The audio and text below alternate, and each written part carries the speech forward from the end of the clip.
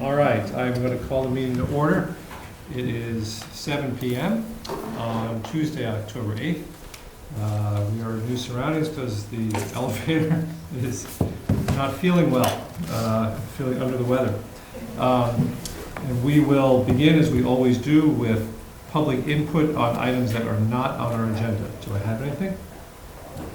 And I guess I don't. Okay. Chairman's comments, just a few things. I am told that there is this looks very interesting. There's a public forum, a presentation on if you're 55 and over and thinking of making a move. It is sponsored by the Planning Department, the Council on Aging, and the Assabet Regional Housing Consortium. Presentation topics will include downsizing and aging in place, tips and tricks, affordable housing, what is it and how do you qualify, and local senior housing opportunities.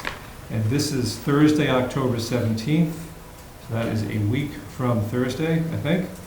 1:30 to 3:30 at Pompo. That sounds pretty good. We thank those departments for putting that together. And the Conservation Commission wants us to know that hunting season is open. Hunting is allowed at the Delaney Reservation, at Assabet Wildlife Refuge, and on private land. So if you're out in the woods, it's advisable to wear clothing such as hunter's orange or a vest to ensure visibility while you're walking in areas like that. Want to wish a very happy 25th anniversary to Selectman Burke and his lovely wife Bernie. Their 25th anniversary tonight. Yes, tonight. He's spending it at a Selectmen's meeting. I know. I'm as surprised as you are. Mr. Burke? Mr. Chair, I'd just like all my friends and neighbors in Stow to know that I have a wonderful and great wedding. Actually, wonderful and great marriage. I just wish my wife did too. Right. I hope everybody takes that with a grain of salt.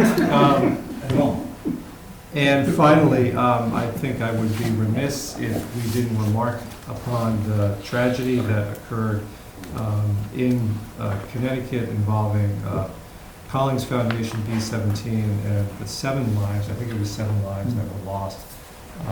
Our thoughts and prayers go out to the families of everyone who was lost and those who were injured. We wish them all well, and I was wondering if we could do just a moment of silence.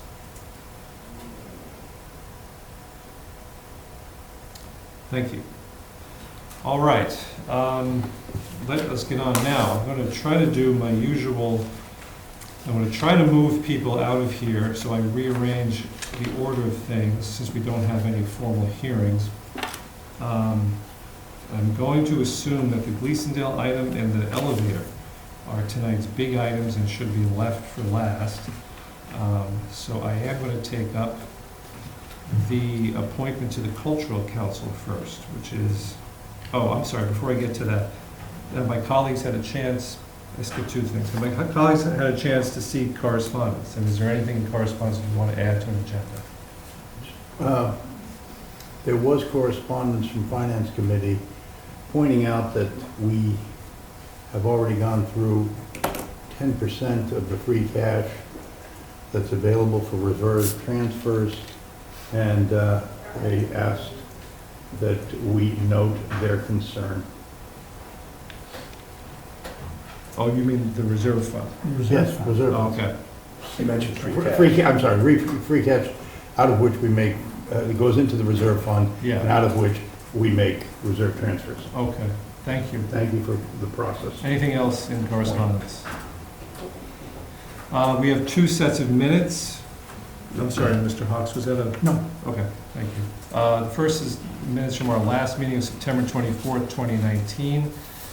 Maureen's asked if we have any comments that we, by the way, hi Maureen, how you doing over there? Okay. This is a little bit different than our usual setup.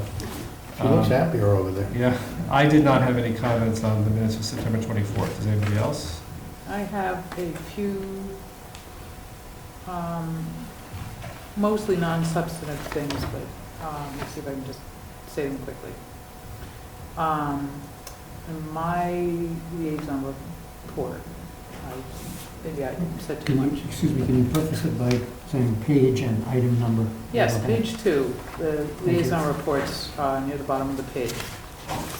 So it would be the fourth paragraph from the bottom. Most of this is grammatical, but. Well, can I make a suggestion? Yep. Just to save time, and because if they're grammatical things, I think you just want to print it out and give it to Maureen. I would give her this. If you can just summarize it, is it substantive or not? And if it is substantive, describe what it is. There's one sentence that I'll just read out Right. for you. So there, where it says, they said that the parcel would be good for connecting trails in town, I would like to replace it with a different sentence. They said that as part of the planning conversation about Stow Acres, it may be possible to include trail connections in Stow's Emerald necklace of chip trails. So I'll get to that. No objection? That sounds fine. Anybody have anything else? Thank you for it. All right, do I have a motion on the minutes of September 24th as amended? So moved. Yeah, Do I have a second? second. Motion made and seconded to approve the minutes of September 24th as amended. Further discussion? Seeing, hearing none, all those in favor, please signify by saying aye. Aye. And that's unanimous. So, and you'll give your edits to Maureen? Courtney? Thank you. Minutes of March 15th, 2018, and we Mr. are... Chair, point of order. Yes, Mr. Burke. If our colleagues decide to abstain, as is our general practice, we're not going to be able to get these Rule accepted. of necessity. Well, it's not exactly the rule of necessity, it's more of a courtesy that you, so I would encourage us all to vote if we can do it. I just pointed that out. I think you're right, and I appreciate that. So there is no rule, I don't think, that says you have to. No. It's done, so I would to try to get through the backlog, which we're almost through, by the way. Good job. I would appreciate it if we could get these approved. I had one small nit, rather than just saying Ms. Giussame, I wanted to put in her first name Sherry. Where are you? First Giussame. page, under discussion vote, reappointment to Springfest Committee. We wanted to it. Just read it. Rather than saying the selectmen vote unanimously to appoint Ms. Giussame, I wanted to say to appoint Sherry Giussame, because it's the first Ms. time. Okay, Yeah, thank you. it's the first time I refer to her. Sounds reasonable. Anything else? Hearing nothing, we have a motion. So, sorry. It's okay, I'll second his motion. No, I apologize, Courtney, I forgot. Motion's been made by Mr. Burke, seconded by Ms. Fresha, to approve the minutes of March 15th, 2018 as amended. Further discussion? Seeing, hearing none, all those in favor, signify by saying aye. Aye. And that's good, thank you very much. And now I will get to the appointment to the Cultural Council. And do we have Dr. Streff? Dr. Streff, you want to join us? Yeah, Yeah. just to say hello. There's no cross-examination allowed. What do you do, sir? Jim Simon.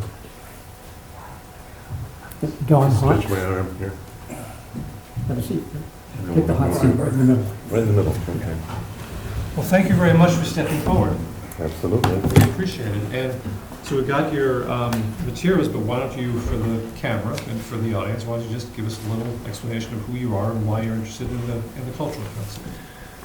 I'm a retired clinical psychologist. I've been involved in a lot of the arts for 60 years or more.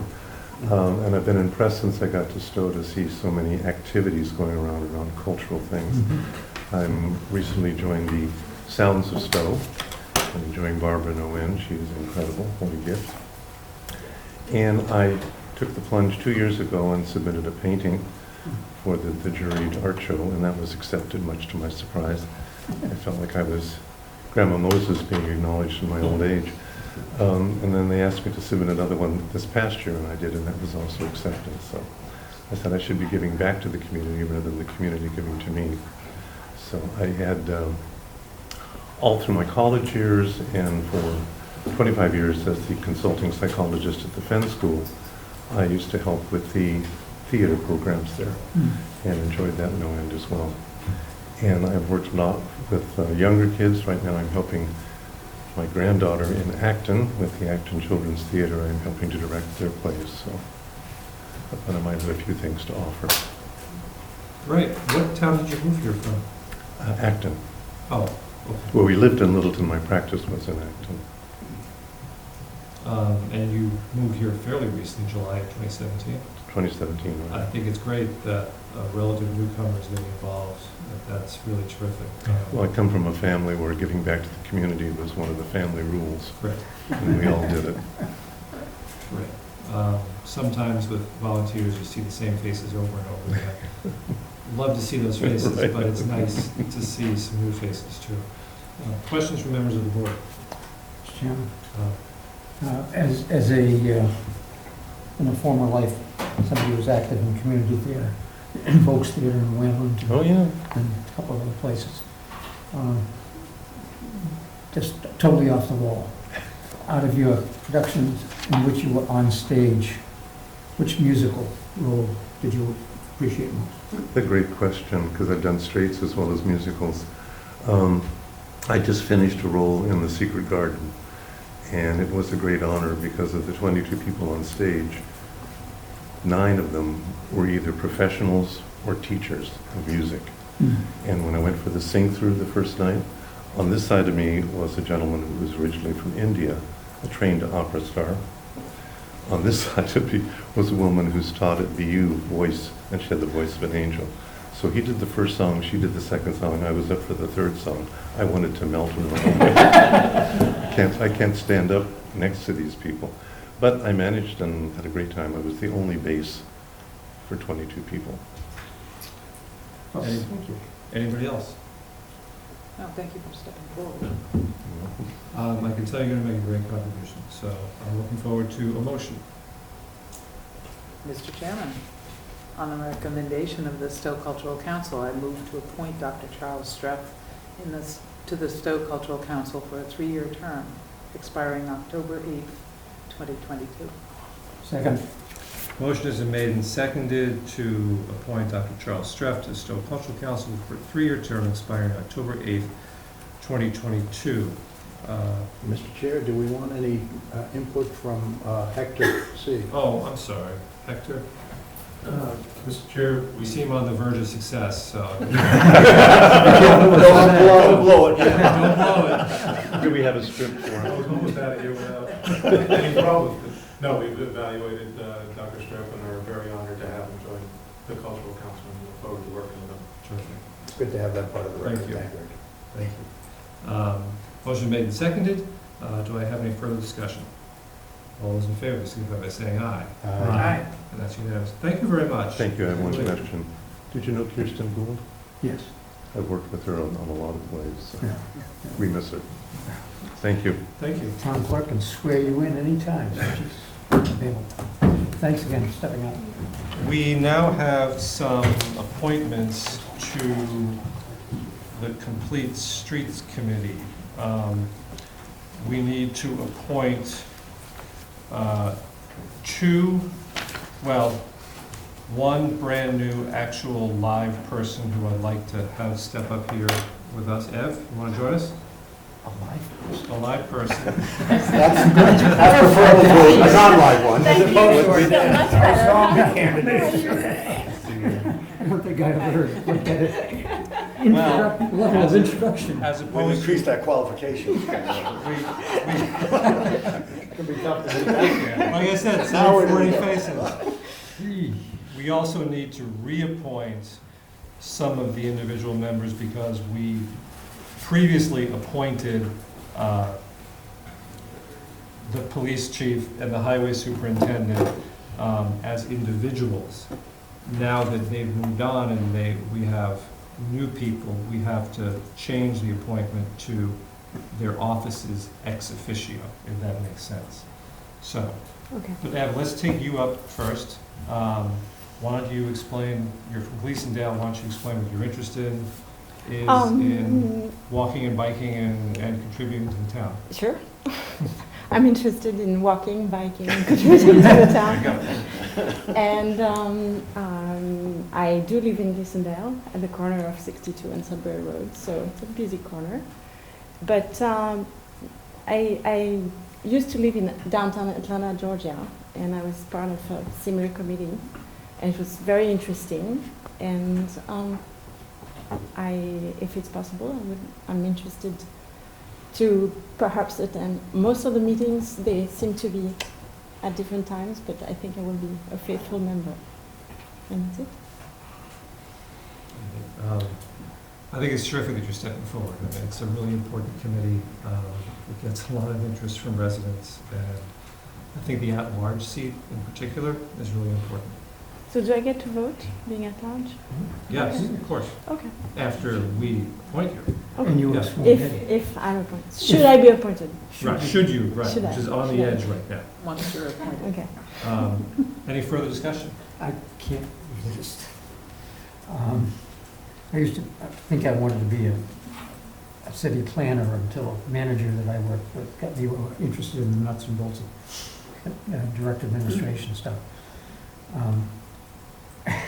I don't think, how do you find experience in Atlanta transferable to Gleasondale and Stow at large? I lived right by Emory University, and it was a busy street at rush hour, and it's very similar to what I experienced on Route 62. So it was interesting because the approach there was to plant trees to slow down traffic.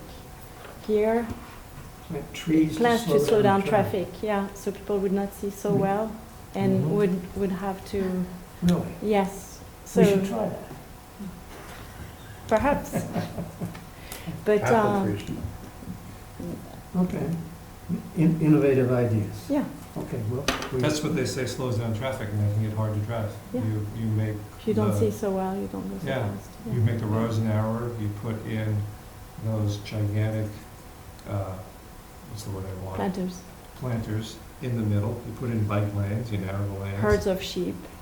Herds of sheep. And people instinctively, they drive slower Mhm. because there's all these obstacles and their senses tell them to drive slower as opposed to a sign, which we're all trained to ignore Yeah, if we think we can get away with it. yeah.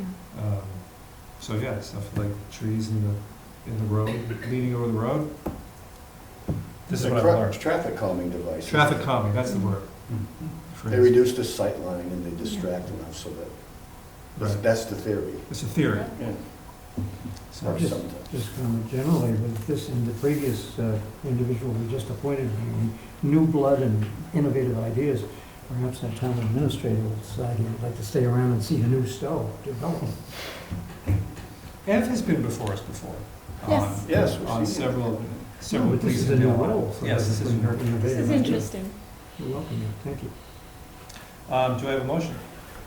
Mr. Chairman, on the recommendation of the Complete Streets Committee, I move to make the following appointments to the Complete Streets Committee. Eve Fisher as member at large for the remainder of a one-year term expiring June 30th, 2020. Could we just do that one? And then we'll do the, okay. Second. Motion made and seconded to appoint Ev, I'm saying Ev, is that correct? That's right. Okay. But you can call me if that's I fine. stand To appoint Ev Fisher as a member at large to the Complete Streets Committee for the remainder of a one-year term ending June 30th, 2020. Any further discussion? Seeing, hearing none, all those in favor, signify by saying aye. Aye. And that's unanimous. Yeah, thank you very Thanks, much. Ev. I'll see you Thank at the you next very much. I'll see meeting. you tomorrow. Yes. Okay. Is the meeting tomorrow? Yes. 2 p.m. I didn't check We're the glad you calendar. came tonight. All right, That's a lot yeah. of work in. Okay, I gotta remember that. Thank you, Ev. That's what And now live we, people can do for you. Dead ones can't do it as much. Get that from a zombie. so, glad I'm not working. So we have to do a couple of reappointments and an appointment for the reasons I said. So with Mike Clayton and Bill Bosworth leaving, I'm going to change the motions a little bit. Could we please have a motion to appoint Brian Hatch ex officio as superintendent of streets and Rusty Marino ex officio as police chief to the Complete Streets Committee for the remainder of 3-year terms expiring June 30th, 2020. So moved. Second. Motion made and seconded to appoint Brian Hatch and Rusty Marino ex officio to the Complete Streets Committee until June 30th, 2020. Further discussion?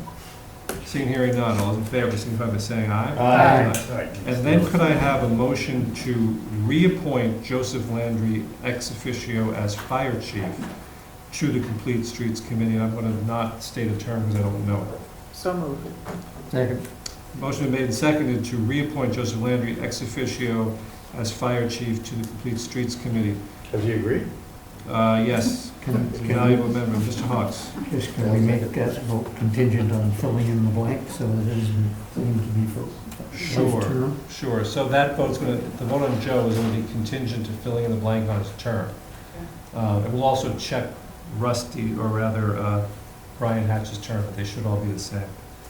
So I'm going to guess Joe's is June 30th, 2020, but I don't know. So you stated Brian Hatch as, would you say interim? I should have said acting. Yeah. So let's change that to acting. Thank you. Good catch. Yeah, thank you. As a friendly amendment? Yes. Well, no, it should be ex officio as superintendent, because that's the office. So when we have a new superintendent, that person, if it's not Well- Brian, will just slide right into Got it. the spot. Okay. So we had a motion made and seconded to appoint Joseph Landry ex officio as fire chief to the Complete Streets Committee for a term to be filled in later. Further discussion? Seeing, hearing none, all those in favor, signify by saying aye. Aye. Okay, thank you. That bit of ministerial business is taken care of. Legitimate. All right, now I have to think if I want to move the maximum number of people, keep everybody happy. I'm going to keep it in the same order. It's actually in a fairly good order. I'm going to do the one-day liquor license. Is there anybody here on the liquor license? Sir, come on up.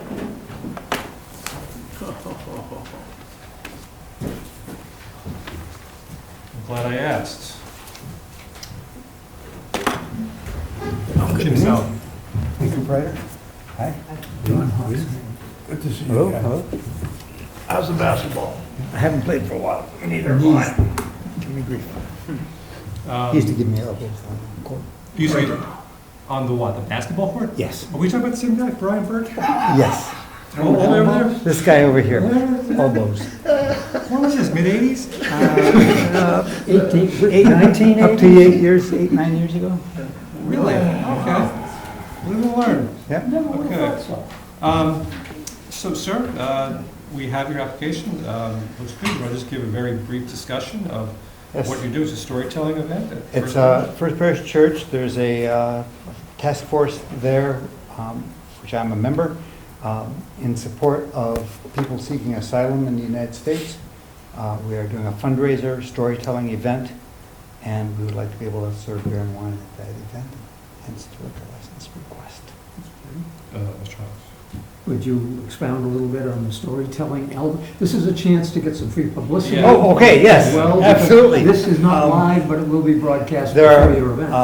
are some professional storytellers and some amateur storytellers who will be presenting at this event on the general theme of neighbors and friends, not specifically immigration and asylum, but in support of immigration and asylum. And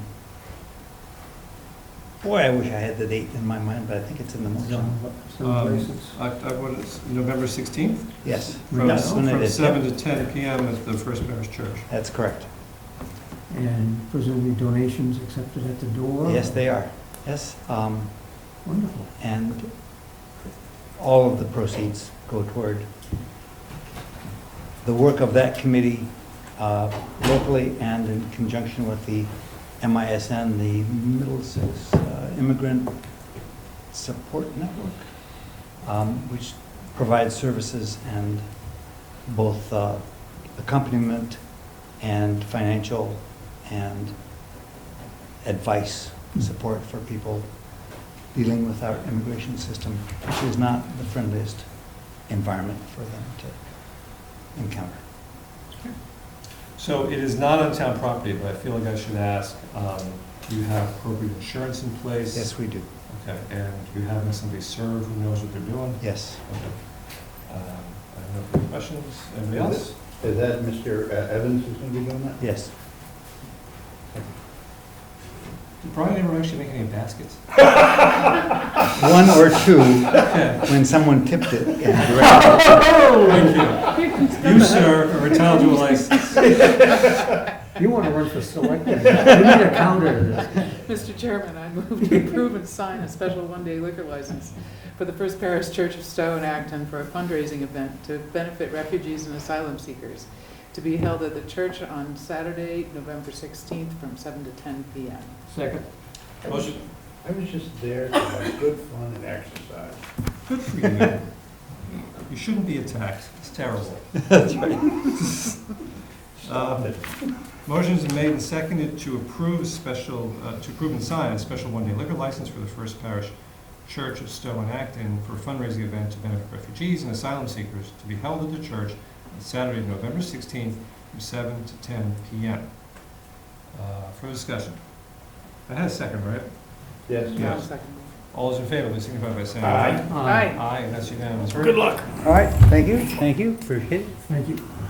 And don't, Nice meeting you. don't let them push you around. They do, they want to play them, hold on. You might find some other way to throw an elbow still. And now we have an appointment. Mr. Town Administrator, are you ready to take the lead on the appointment item? Kathy, do you want to join us up here?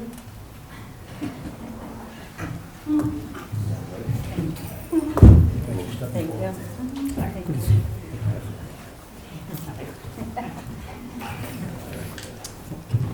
Kathy, you've been our is it assistant treasurer collector Yes, for how many years? for 5. And I was a principal clerk, financial clerk before that. and you applied to be the main treasurer collector. Yes, Pam's retirement. yes. Bill, do you want to? You've overseen this process. You want to say any words? I do. I provided to the board in writing in my activities report, and I think that was the second time I provided support for my strong recommendation for Kathy. I've seen her work, I worked with her, she's serious, she's devoted to this purpose, she takes initiative, she works hard, she's taken the training, continues to take training that will help give her a more thorough working knowledge at the treasurer position as opposed to the collector's position, because I believe she possesses more of that. She knows that support is there if she needs it, and I believe she'll rely on that. And she's always been responsive. When I've asked for things, I couldn't think of a better person at this point. We did post a position. There were several candidates. There was only one treasurer collector. The rest were assistants. And looking at the resume,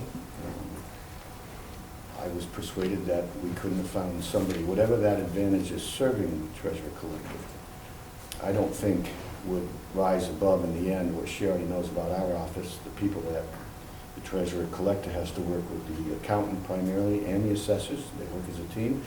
She becomes part of our financial team when we're on teleconference calls, and she sat on the most recent one with Standard & Poor's where our AAA rating was reaffirmed, and so she knows that. She knows who our financial advisors are and our bond counsel, and that's the kind of technical assistance that she'll need to probably receive for a period of time, but I think she's committed to learning off that she can about the job, and so I highly recommend her for the position. Questions from members of the board? Mr. Hawes? What's your educational background? I just have a high school background. Wow. Yes. And you've made the most of it. Yes, I have. I What try did you very do hard. after? I actually worked at the skating rink doing payroll Mhm. in the town of Acton. I worked at the bank previous to that, before I had my children, and then after I had my children, I worked at the skating rink doing payroll and all the finances there. Yeah, Oh, congratulations. thank you. It's called being self-taught. Yes. It's not as much as it once was. Mr. Burke? As usual, I'm prepared to accept the recommendation of the town administrator, and in this case, the recommendation of your former boss, your predecessor, Pam Landry. Just one quick question. Do you have someone else in mind to fill your spot? We have a couple people in mind. Yes. We've begun the process, We it's have. been posted, and we're going to both look at those that applied for her position, because they're serving in that capacity in other communities, and there's a little local interest, so we're Yes. looking at the resumes now. Thank you, that's all I wanted to know. Courtney? No questions? Just want to say, I very much appreciate the recommendation from Pam. It's terrific. And thinking about you, about Rusty, one of the things I like about this town is that when we can, we groom successors. We spend a few years doing it. It seems to work out pretty well. When we do it, I don't have any problem at all. And, just like Bill did, you get some resumes, you see what's out there, but Right. There's really no cause to overlook what you've got.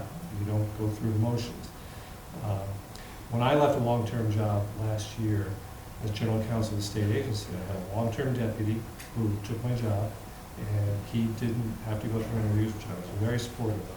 And I really think that whole grooming process is a really good thing. Absolutely. So I'm very pleased that you're stepping up, and I really appreciate it. Do you want to introduce your husband? Yes, this is my husband, Bill, and today is our I was anniversary. just. I understand you have the Burke's beat by a few years, is that right? We're 31. There you go. You must have been a We child. both grew up in Stow as well. You must have been a child bride. Yes. Smooth. Very good. He's a model, I tell you. So it has been suggested that we get moving here, because maybe you two want to go out to dinner or something like that. Take my I wife. will take a motion. Mr. Chairman, I move to appoint Catherine Murphy as treasurer for the town of Stow for the remainder of a 3-year term expiring June 30th, 2020, and subject to reappointment thereafter. Second? I got confused by the 3-year term in June. I got it. A motion has been made and seconded to appoint Catherine Murphy as treasurer for the town of Stow. I think it's actually treasurer collector for the town of Stow for the remainder of the 3-year term expiring June 30th, 2020, and subject to reappointment thereafter. Further discussion. Seeing and hearing none, all those in favor, please signify by saying aye. Aye. Aye. And Kathy? I would say welcome aboard, you've already been aboard. Welcome to your new position. Thank you very much. I appreciate it.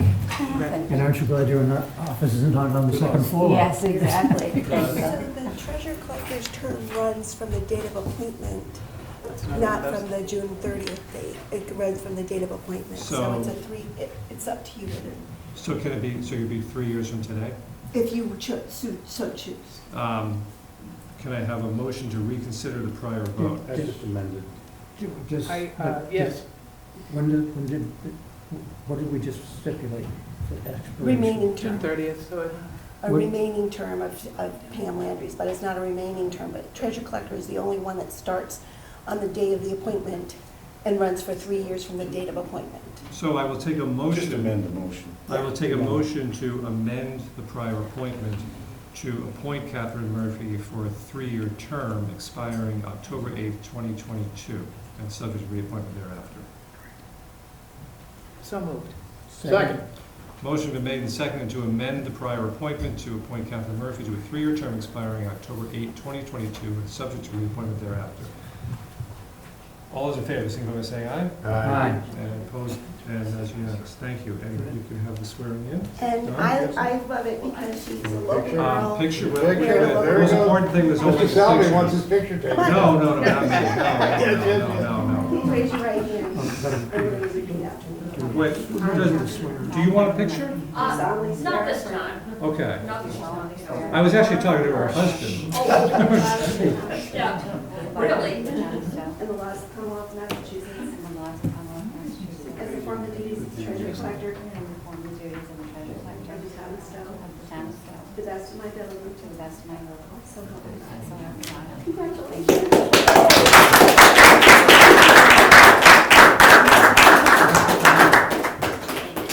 I keep forgetting. Thank you. I'm Steve. Happy anniversary. Yeah, I'll be. All right. Good job. Congratulations. We're going to take this right in order. Now I want to take up the matter of the development of the trail on the Kane property. I assume we have, is it Naomi from the Gleasondale Neighborhood Association? Yes, as well as, Ed is also joining. Okay. So we did just put together just an overview of the proposal and slide form. I don't want to break anything. We all need to move. So I am going to make you stand up, I apologize. That's all right. It's good for the blood moving. That's fine. Yeah, we apologize that we're not up in our regular office. Sorry, Our what's your meeting name? room makes it quick, easier. The apology for it. Turn on it. I've never leave. That's how I've been married for 25 years. And it's least costly. Really. What was that? Oh, really depends on your question.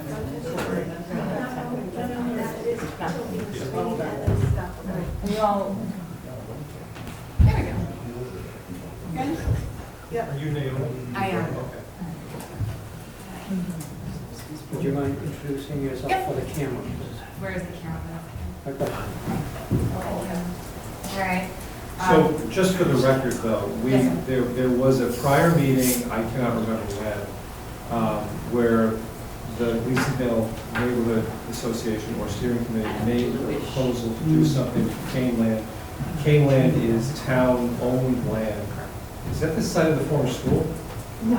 No, former school? No, it's undeveloped. Okay. And basically wanted to turn it into trails and things like that, often do it themselves. And we said, okay, why don't you go fill out the details and we'll see what we got, and that's where we are. Correct. Yeah. So my name is Naomi Trader. I live at 19 Chestnut Street. Along with Along with Ev on the Gleasondale Neighborhood Steering Committee. So I'm just going to walk you through the proposal as we put it together. As you mentioned, our goal was to come back to you for kind of final approval before going forward. Gleasondale is one of the few neighborhoods, well, maybe the only neighborhood in Stow that doesn't have any public trail system available to it.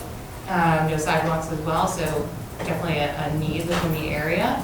The goal for the proposal is that the land would be volunteer maintained.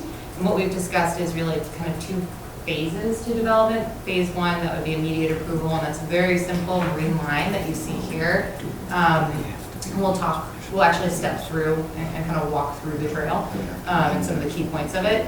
A couple of other things that we've heard from the planning department as well as some concerns regarding access, and we'll talk a little bit more about that. But one of our thoughts was come back to you at a later point if the trail system is going well and talk about kind of additional access either from the north side where you see the orange triangle on the top right, or we have heard that there's some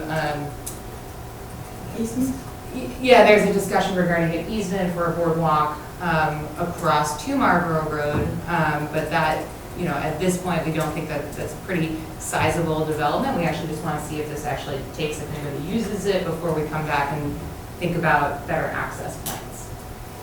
Okay, moving forward. So trail access would be basically from this point, and it's our Google Maps, but on Gleasondale Road, or it's Route 62.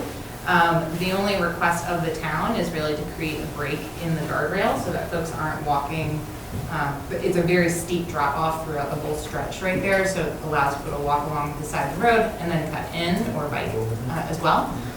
We've discussed adding a switchback slope, just fill to kind of get down that slope. I know there's one question regarding parking. At this point, the trail would really just be for local neighborhood use. There really isn't any parking given the road. It's a little bit different than, let's say, where Red Acre is, where you actually have some sort of shoulder. We don't really have that here on Route 62. So primarily pedestrian or bicycle access. So one of the things that we had to do before coming back to you was address the wetland issue. So we worked with the Conservation Commission and they issued a determination of applicability last month. So we have discussed adding a boardwalk access across this kind of wet area, wetland area. That's a picture of it, great photo on the right. That's actually in the middle of summer and you can still, it's still pretty wet. So one of the things we're gonna borrow from some really awesome Boy Scouts or Eagle Scouts. I don't know where that popped in there, sorry guys. Basically using this design to kind of get across that area.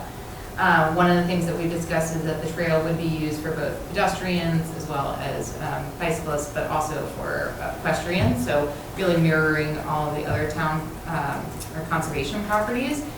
Obviously, equestrians would not be allowed to go across the boardwalk, and if it was too wet, they basically would be excluded. If it's dry enough, they'd be able to walk around it. And how long would your boardwalk be? I think we measured it approximately 35, 40 feet, and that's what I budgeted for. Okay. So most of the trail, and this is kind of towards that back loop area, is pre-existing. I think it's, folks have been using it for a very long time. The very long photo across the bottom, that's one kind of predetermined trail that's very close, if not kind of cuts across the neighbor's property, so we might just need to kind of relocate that a little bit. But most of the trail, there wouldn't be any real major clearing, at least towards the back half. That first little stretch in terms of entry, there would need to be some clearing. We don't anticipate using any sort of machinery at all. It would all be with, hand saws, loppers. Okay. We're stealing from the Conservation Commission for our regulations, so this will be posted at the entry.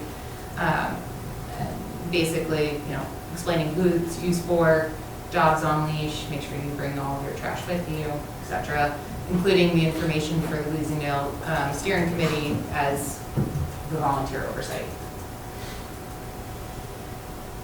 Okay.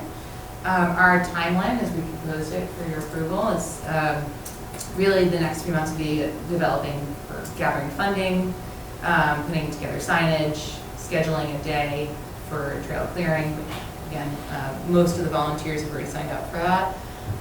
Go forward into spring 2020, marking the trail, installing the boardwalk, and then hopefully moving forward into actually using the trail. Ongoing maintenance would be quarterly of folks who had joined up as volunteers. We want to have an annual selection of a leader of the group to make sure that things actually get done. And then, if all goes well and people are using it, then we move forward for phase 2, which would be hopefully further trail development and potentially addressing any access issues. So I think that's all I have. That's terrific. You obviously have your act together. You meant that as a compliment. I hope so. Questions from members of the board? I've got a couple, but Over here. Right.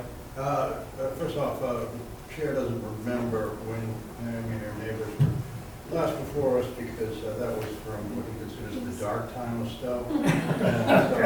So he probably blanked on that. Try not to.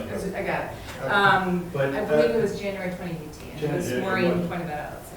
But I just want to say that we gave you a suggestion, and you ran with it and prepared a presentation and a program and a plan that's probably better than most town boards and committees that we give such charges to. So we appreciate the hard work that you put into it. I think it's a great idea. Just let me ask you this, do you want anything from us tonight? Because this is the kind of thing that I would like to think about for, because it is so well put together and it is so well thought out. I would like to give it the same kind of treatment that you get. Well, first of all, thank you for the acknowledgement. I will say that there was a lot of other folks who did a lot of the work, and I'm kind of just hoping to bring it across the finish line. I mean, we'd love approval to move forward, but obviously, given that we're coming into fall, winter, we really would be prepared for spring. So if you'd like, we could maybe table and come back for the next session. You gentlemen tell me. Depending on some other thoughts, but I'm just saying that this is such a well put together piece. I'm hesitant to take any immediate action on it. And let me think, just a couple more questions with the chair's permission. Yeah. First off, that boardwalk that you I did. that you showed us a picture of. Yes. That was constructed by Queen Gross and his family, Okay. his Eagle Scout project, Excellent. and he's got a younger brother. All right. So you know exactly which family to go to. Absolutely, we'll do That's that. number one. Number two, forgive me, because always, by the way, thanks for the great cleanup that you guys did. The prior committee members, Yeah, yeah. I hope we helped on that. Pardon? Let me ask you this, going out to the, where does it end up? Is it boundary all by that aspect? Yeah, so the proposed trail doesn't actually go all the way, but you could do it, but maybe that would be part of kind of future expansion, because we are going into wetland areas, so we want to be very cautious about, how we're going in there. I'm sorry if I was confusing the way I asked that. No, sir. I'm not asking about what trails. I'm just asking how far back does that go? Oh, yeah. Is If it you want- boundaried by the Yeah, I can put the Assabet map River? back up if we want that, but yeah, it is right along that, so. And what's on the other side of the Assabet River from? I believe opposite is. The lonely lands. The what? Is it lonely land? If there's honeypot and the land that has just sold and is not being developed, maybe it's going to be that. It's at the end of Forest Road, Forest Road. Yes, It's I right know there. Forest Road. Now, past Forest Road, there's a piece of land that's the other side, and it's really also good. Don't notice who I work for.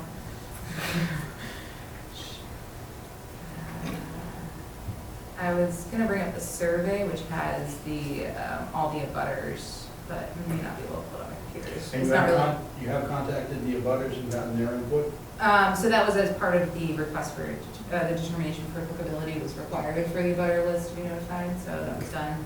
But I'm just, so it goes, yes, that's what I thought, it goes right out to the Assabet River there, and across the Assabet River, to the left up there, I guess, is that north? No, to the right. To the right. No, all right, I'm looking at this picture on the left, and to the top of that, that's Forest Road. Yes, To the right of that, where is that? that's honeypot. Yeah, it's Honeypot and And then there's Assabet, wetland. National. Yep, And Assabet, National and Wildlife Refuge, kind of back itself into it. Because I live right down the street and that's across from me, so it kind of tails into it. I just mentioned it because, and again, I don't want any decisions or anything like this. I'm just wondering if it's possible to maybe snake a bike path through there. This is again for future, so that people can come off that rail trail and then maybe just stay a little bit on 62 and then they could use and then get onto the Assabet. That would be It would be amazing. amazing. That would be amazing. I think that would be great for just the number of bikes that go down 62. I mean, and whenever I drive down there, I get very nervous when I hit somebody just because it is so narrow. So I think it would be great if we could divert traffic off of. It's just a thought, I'm sure our chair would have mentioned it. No. That's brilliant. What I did want to say, it's a terrific proposal, and it's very detailed, and what I like is that you're starting off kind of small. And if I understand it, you're proposing that all of the initial work, including the construction of the boardwalk and the making of the trails, will be done by volunteers. And you said in response to a question from me today, the only town expense you need is the opening of that guardrail. Right. And then ongoing maintenance, you're also proposing, Yeah. Can I assume that, now, I'm married to the conservation commissioner, so I know that after every big storm, Right. there is a flock of people who call and email about a tree is down, this has to be fixed immediately. You're proposing, who would be in charge of handling stuff like that? So it would be us, and I think one of the things I've talked about with your better half, Yes. sorry, is if we needed to. Much better. We'll stipulate to that. Yes. For the record. One of the things we've talked about is just if we need to, wiggle the trail at some point so that we're not asking for help every single time. If it's a large tree that we can't possibly clear, then we'll just move a marker and go around it, is what we're thinking. Smaller brush, obviously, that would be volunteer driven. So I think we need to do a little homework now. Frankly, you kind of I know you caught me by surprise by Okay. this coming back, and I had a chance to talk to the town administrator about it briefly, and I'll turn it over to him in a second. I think we need to deal with a couple of things. Okay. And obviously fairly quickly. Number one, we touched on this, I think, the last time we were here, volunteers. Tricky thing. We need to make sure that if there are any injuries, the volunteers are covered. If they do anything stupid, the town is covered, that they're covered. And we had something on that, we need to dig it out Right. and figure what we're gonna do. I am concerned about ongoing management. Right. This is not your fault, but this is the fact that the Board of Selectmen is not really set up to manage land. We directly manage very little land. There's a couple of models. One place we have an MOU, memorandum of understanding. Maybe we want to do that, maybe we want to do something else. So I'd like to take a little bit of time Okay. to think about that, because I am just concerned that we'll be getting calls, hey, there's a tree down, and we're gonna need somebody who we frankly control to go out and maybe go do that. Yeah, so, sorry, just to No, hopefully go put ahead. your mind at ease. So one, we have a Gmail account, so that would be posted. Obviously, you know, mirroring the Conservation Commission's sign, anything urgent would go to the police department, right? So if Right. somebody's hurt. In terms of kind of the way we were thinking about structuring it is you would have basically an annual leader appointed by the group of those group volunteers who would be the, you know, where the buck stops, essentially, for managing and making sure that things are going as they should. So I think it would hopefully put your mind at ease that there would be one person that you could go to on an annual basis. To say Yeah. that's the person who would be in charge of ensuring, you know, cleanliness issues are addressed, et cetera. So that's It isn't somebody we can fire, but No. that's probably, we have that one memorandum of understanding, we can't fire them either, so we just need to give it some thought. Okay. But, and, did I miss anything in this? I have a couple of comments that I Go think ahead. would be helpful and instructive. Based on where we are, the nature and extent of what's trying to be proposed and by a volunteer group, my suggestion would be, just to get us started, I could form a working group, taking representatives from your group. You work for me, part of my working group, that ties them in formally. And then what I'll be doing is I can establish then the parameters under which you operate such that our insurance will cover you. And we'll develop that proposal, and maybe 2 of you at the most, maybe 3 of you with me, and then taking advantage of our assets in-house and their thoughts and maybe technical assistance, and we can probably grow something there that will be operationally, but that could get us started. And with that, some near-term deliverables, we can work off of this, but probably the most efficient and quickest way to do it is I could form a working group, taking a couple of folks, and then maybe take the town planner or assistant planner, or maybe the coordinating, the conservation coordinator, whatever. Right. So that collectively, we can comprehensively get started and get, probably giving attention to more things at one time than we could. And that'd be my suggestion. Yeah, how does that sound? Yeah, I'm just to make sure I'm understanding, so it would be a working committee so that we would fall under the jurisdiction in case of insurance essentially for the town. Right, okay. So you'd be my working group, of which Absolutely. I'm authorized to organize, and I've done it many times for different purposes like Right. this. And then that gives you the implicit coverage Yep. of working for the town, Got an it. agent of the town, which would be me, and then I'll work with you to develop the kind of due diligence protections that we need to do. And I would appreciate if you would report back to us on the other issue of ongoing maintenance, control, responsibility. Do we need an MOU like we have with Wildlife Woods? Are And there other that might be solutions? the approach we take. First thing we do is have to begin to identify and define the nature and extent of that. What are we Right. talking about? You know, how much control through you do we want to exercise? I mean, we own the property, so we have the authority, and to the degree that this works cooperatively through a working group, it might be the most, we get started with that. Yeah, and as long as you keep it, as long as it stays simple, something like this ought to work.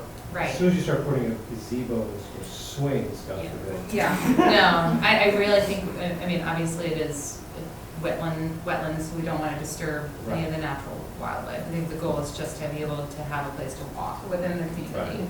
But I want to encourage you, I know I've dived into some technicalities, but, you know, I just finished reading this book whose title I can't remember, about what makes a community and public places, and you know, they were talking about libraries, and they were talking about even the subway makes a community, but things like this, I'm going to call a park, which is, it loosely is, or trails, this is a big thing. And the fact that this is organic, and it's, you know, bubbling up from the neighborhood is really terrific. So I'm not discouraging that at all.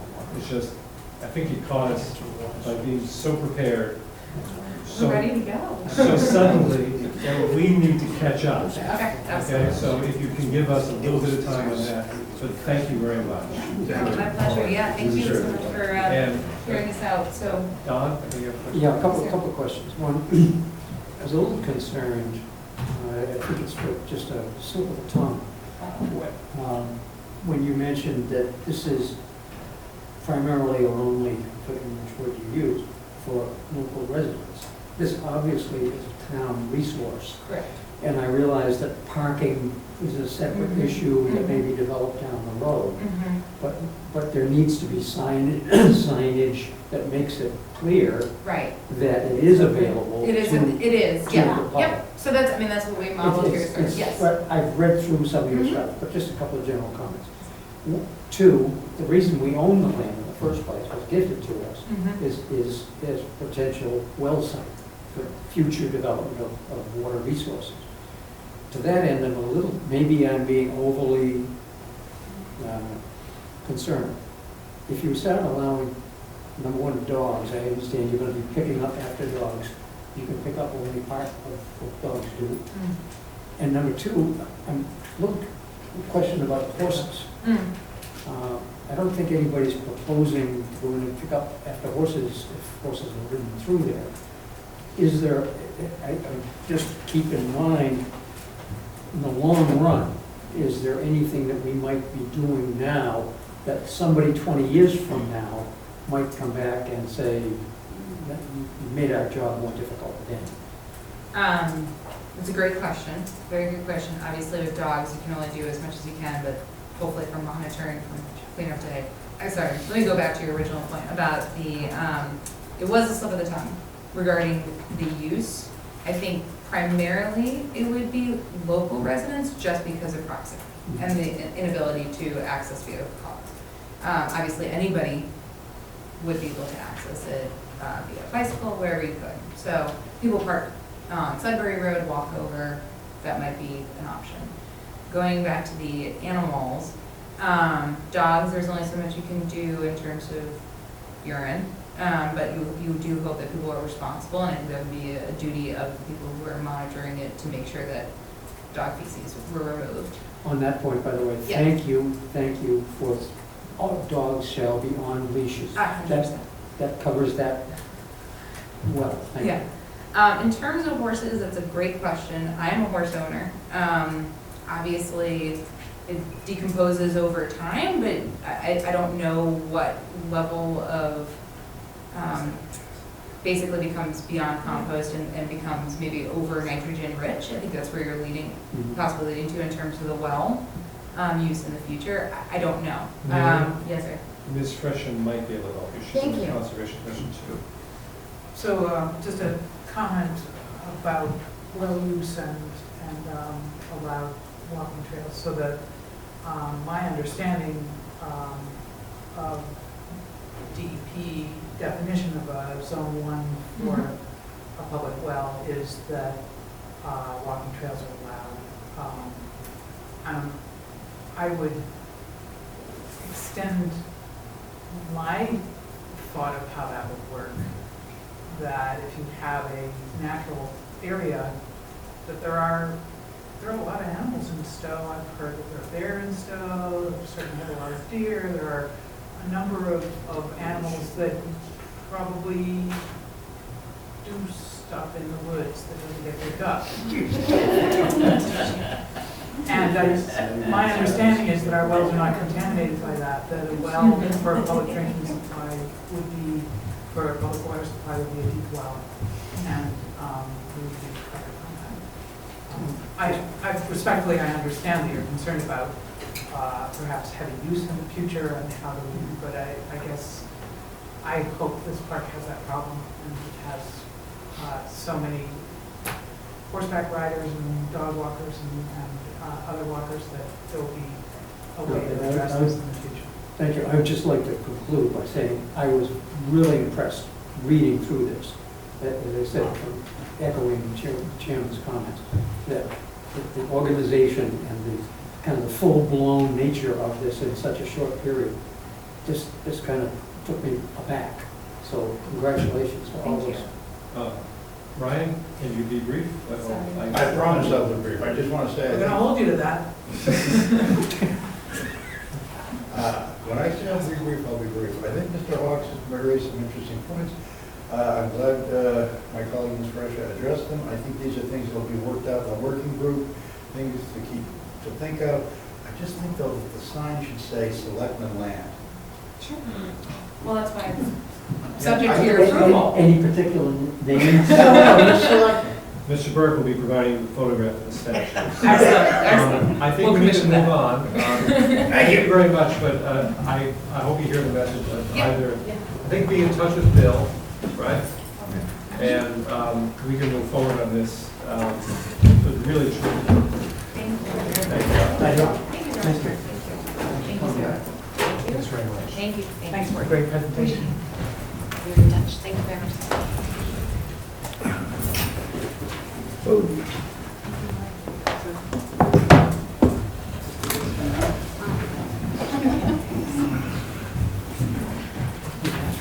Was I moving on for You asked for it. We need to, we're assuming that somebody wants Mr. Burke home, but No. it's a big assumption. All right, before we get to the elevator, Jesse is here. Hi, Jesse. Do you want to talk to us about the intermunicipal agreement for the regional housing consultant services? Sure. I don't know what you have in front of you, but We have the agreement. you have the agreement in front of you. Okay, so the last time I came before you guys, I think it was a few weeks ago now, we had looked at this IMA and there was some question about one of the sentences in paragraph 1 at the bottom of page 1 under term. And I didn't have my head on straight enough that night to really kind of digest it and be able to answer it. And That was my fault. Yeah. I No thought it said something that was inconsistent, and actually when you read it more closely, it doesn't, so it was fine. Okay, correct. That's just what I was going to say. We're gonna when we do this again as part of the multi-town group, we're just going to scrub that line. It doesn't materially affect any of this agreement. It's just meant for that one town. So other than that, the only other thing I did was I had on our final version here, I just wrote in the date, tonight's date. You know, Jim, you had asked that last time. Yes. So I don't know if there's any other questions regarding the content or the purpose of the IMA. Happy to answer that. Non-dumb question. Any questions from members of the board? No. Thank you, Jesse. I'm ready for a motion. Mr. Chairman, I move to approve and sign the intermunicipal agreement for regional housing consultant services presented by town planner Jesse Steadman. Second. Motion made and seconded to approve and sign the intermunicipal agreement for regional housing consultant services presented by town planner Jesse Steadman. Further discussion? Seeing and hearing none, all those in favor, please signify by saying aye. Aye. And that's approved. You want me to leave this with Maureen so you can sign at the end of the meeting, or did you want? We can do it now. We can do it right Sure. now. And while we do that, No notaries or anything on this. how many do we have to sign? Just one? Just this one. Okay. My copies, yeah. Could you make a note, we reappointed Joe and appointed Brian and Rusty to Complete Streets. Okay. I want to double check the terms. Okay. It may all be June 30th, 2020, but could you double check that or talk to Sure. Linda and just get that to Maureen for the minutes? Okay. Thank you.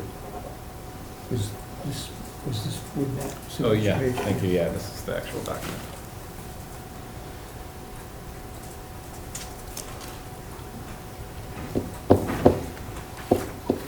Thank you, Jesse. Thank you very much. Appreciate it. Have a good rest of the night. Thanks, you too. Thank you. All right, let's take up the next two items together, the update on the town building elevator. Craig's here, and a discussion about special town meeting. Craig, come on up. So you broke the elevator, huh? I needed more work. 30 years it's been there. Purposely snapped. Why don't you start, I mean, some of us have been hearing about this for several weeks, but for people who haven't, why don't you start at the beginning? Sure, I'm gonna do a couple things here that I think will accomplish that.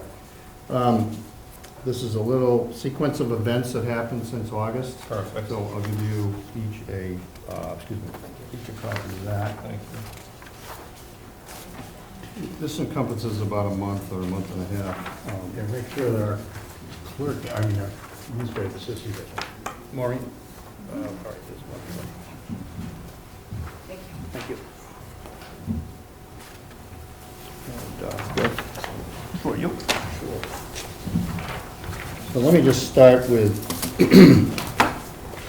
elevator 101, basically. This is, excuse me, it's not a formal print. This is actually a copy of the original Otis elevator drawing from 1989 for this building. And so this is a hydraulic elevator. This is the ground floor, the basement level right here. This is the elevator pit. This is the elevator. This is about a 30-foot long single piston, hydraulic piston that goes in the ground, down in the ground, under this building. So the basic operation is we have a reservoir of hydraulic fluid up here in the elevator room. When demand for the elevator to move, that triggers hydraulic fluid down here to the bottom of the piston, pushes the piston off, and the elevator goes first floor, second floor, third floor. This is all underground. This is a small elevator pit, which we can see the top of the piston here, a couple of springs to kind of support the elevator, and a machine room here, but this is all underground. And this is where Where are the pumps? there are no pumps. So the water flows, the fluid flows just by vacuum? Yeah, no, actually, there's, it's a air compressor, Okay, which compresses and pushes the hydraulic fluid down okay. through to activate the elevator. And it's, That's all in the machine room, okay. yeah. So that's the basics of this. I'll go through the sequence here, but the bottom line is that we have a spill of hydraulic fluid underground. We've checked all the piping in the elevator pit in the machine room, and we can't find any leaks above ground. But you know it because you have to keep adding fluid. Yeah, that's Did you? basically it. I had to, yes. And that piston and the channel for the fluid is encased in what? Just PVC? No, Concrete? it's hard to tell, but what I've gathered from Otis Elevator, who's done elevators for years, is that back in the 1990s, they basically put this piston right down into the ground in a typical fashion. They just excavated out, or in this case, they showed a casing, maybe 24 inches in diameter or 18 inches in diameter, like you put down for a potable water well. Push the casing down, then put the piston inside of that. I hope that's there. It was shown on the original drawings. Just how it was sealed at the bottom, if it was sealed, I don't know. Could be concrete down there, there could be a bottom to that casing. Yeah. That would be wonderful if that was the case. I mean, there's gotta be some kind of casing, right? It can't just, the piston just can't be pushing against dirt. Otis Elevator told me that in some cases, they just put them down in a hole, and then backfilled around it. This showed a casing. I'm hopeful that they put a casing in. But we can't see it from above. And it shows a bottom to the casing too. This is a drawing, Right, I know. but, Right. I'm hopeful that that casing is in there, and maybe it has a bottom, and that would be a good sign. But we won't know until we actually open it up and remove the concrete and take a look and see how it was constructed. So where do you, From this point, you can, when you right- say look down, what are you looking down? Is this an open space here? This is what we call an elevator pit. It's right under the elevator. Okay. It's not a very big, just the area of or the floor, the basic square footage of the bottom of the What's the height elevator. of that space? 5 feet. Okay, thank you. So you have to jockey the elevator up so somebody can jump down in here and do work in that area. It's kind of confined, but there is room to move there. All you can see in that pit really is the top of the piston casing. The concrete is poured here, and then you can see the piston sitting there in the bottom of the elevator. So was all this put in place before the building was built over? Yeah, it would have been done when they were doing the foundation, doing all the utilities underground, whatever the case may be. Can I ask a stupid question? And I don't know this stuff, but, so hydraulic brakes will sometimes, you need to bleed them. They can lose pressure for reasons other than fluid leaking. Is it possible that that's what's going on here? I know you're adding fluid. Is a leak the only explanation? Fluid has to go somewhere. We don't see it above grade anywhere on the piping or in the machine room. Slow as it may be, if it's leaking out, it has to be going somewhere, and the only logical conclusion is it's below grade. Bleeding generally removes air. I know. Yeah. Just air compressors. I guess what I was getting at is I know when I, We're down 30 gallons. all right. This may have this may have an That's automatic twice air 30 release. gallons being 60. Yeah. 30 was revealed when it first malfunctioned. Refilled it in a month later. So I'm thinking of a frequent leak in the piston on somewhere. I am praying there's a casing there. Yeah. And then, so you're down about 60. The thing to do is get in there as soon as you can, identify where the leak is, and then we've got to be underway to get an LSP and start digging some holes down there to see if we are leaking fluid and get it as soon as possible. I think you had an LSP come in yesterday. Yes, I met with the LSP. He's already given me a proposal to do the work, to start the work immediately, called DigSafe.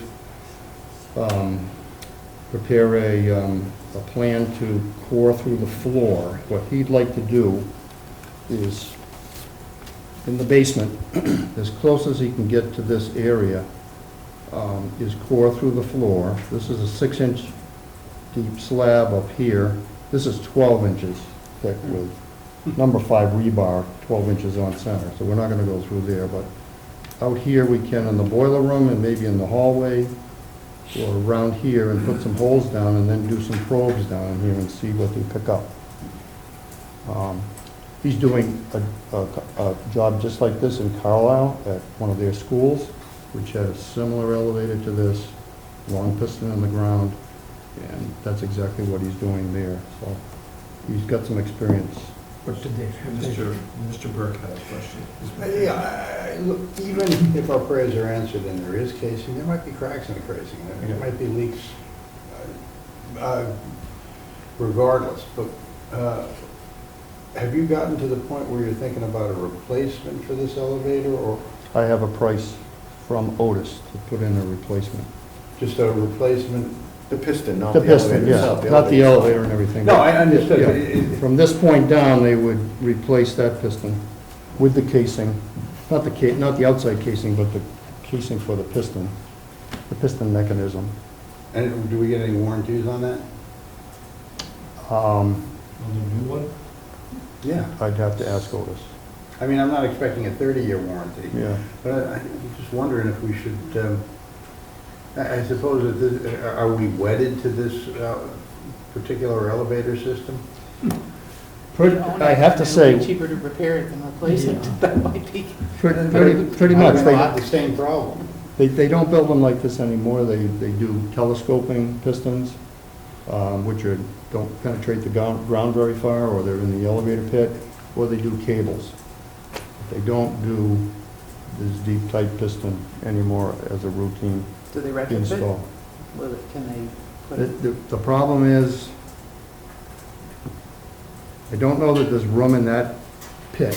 Like I said, it's only 5 feet high, maybe 4 feet wide, 5 feet wide, maybe 4 feet deep, to put all that mechanism for a telescoping piston. But you'll be looking at that and then. I would look at that with So Otis, yeah. whatever, so whatever the engineering would allow and on a cost benefit, Yeah. assuming that's part of the due diligence, Yep. we don't. Right. So, Yeah. all right, so let's get back to what your plan is and what it's going to cost. So you're getting quotes from the LSP for the probe, I assume? I got two things at this point. I have a quote from Otis to do a new piston, a new mechanism there, take the old one out, fabricate a new one. Obviously, it's expensive because you can't just make a 30-foot piston, bring it down in there and put it in. You have to do it in sections. They have to machine the piston, they have to cut it, make threaded connections so they can actually put it together in sections and put a new one in. So it's kind of expensive. It's actually at $75,000 to do it. It's kind of like putting down a new shallow driven well. Yeah, but you can only get, like 4-foot sections in at a time, and they have to be threaded and they have to be machined correctly to work. So then in addition to that, there's site remediation? There is the first step is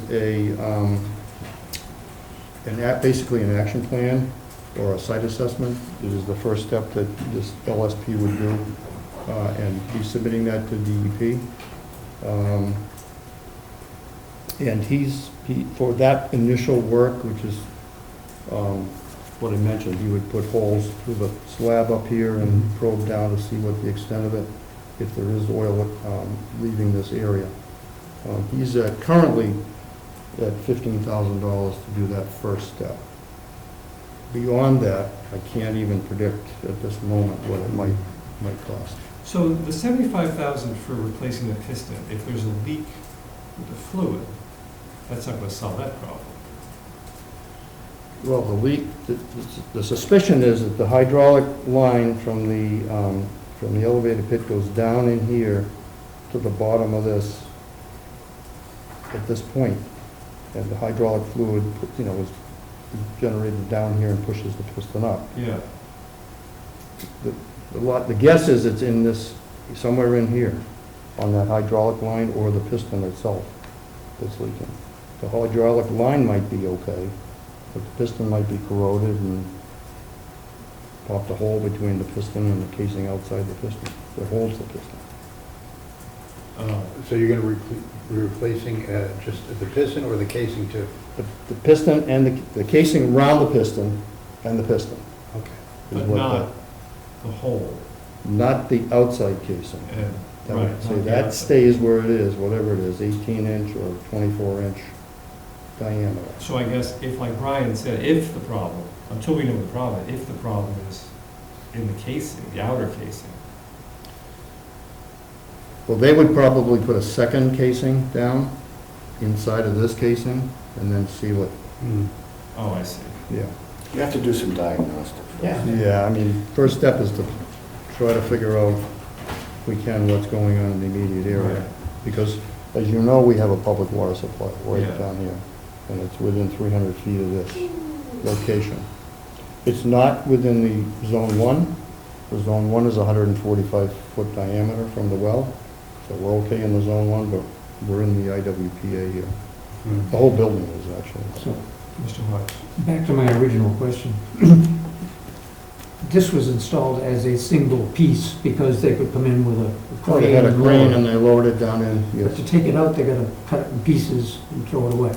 that's exactly And right. then put back in 4-foot sections or whatever it is, their limitation of the height of that pit. Right, exactly. Okay, thank you. Exactly. It's pretty tight down there, but they've done it before. Any chance that there's insurance coverage on the pollution, if there is any? I'm He's checking. looking into the insurance aspect of it. Thank you. I am. I've talked to our Maya representative, and I actually talked to Travelers Insurance, who's our carrier. And we're still going back and forth on phone conversations on whether we have coverage. I don't know that tonight. So what do you have money to pay for, and what do you need a town So, meeting? right now, because I would like to sign up this LSP tomorrow, and What getting does started. LSP stand for, please? Oh, licensed site professional, I'm sorry. It's a requirement of 21Es and a DEP you have to Thank you. have. By the way, both DEP and water supply at DEP, both the emergency response and the water supply group have been, were notified last week. As soon as I identified this problem, acute problem.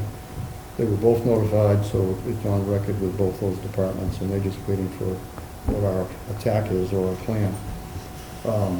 But I have money in my operating budget for building maintenance, and I can cover the 15,000 out of that, with the hopes of maybe recovering that, because I have other places that that money can go. But to get started, I can use that money. And then what exactly would you be asking for a special town meeting?